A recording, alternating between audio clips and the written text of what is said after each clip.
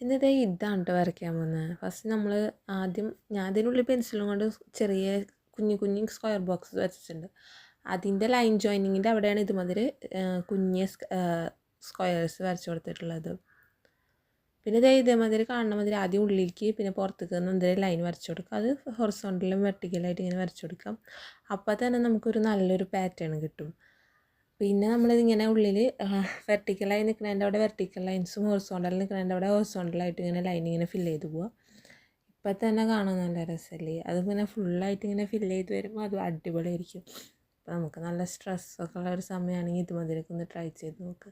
അപ്പോൾ അടിപൊളിയായിരിക്കും എന്നല്ല, നമുക്ക് തന്നെ ഒരു ഇതെന്താ തീരാത്ത പിന്നെ ലാസ്റ്റത്തെ ഇത് കാണാൻ വേണ്ടിയിട്ട് നമ്മൾ തന്നെ എക്സൈറ്റഡ് ആയിട്ടിരിക്കും. അതുകൊണ്ട് ട്രൈ ചെയ്ത് നോക്കും. പിന്നെ നിങ്ങൾ ഇഷ്ടപ്പെട്ടാൽ ഒന്ന് സപ്പോർട്ട് ചെയ്യണേ.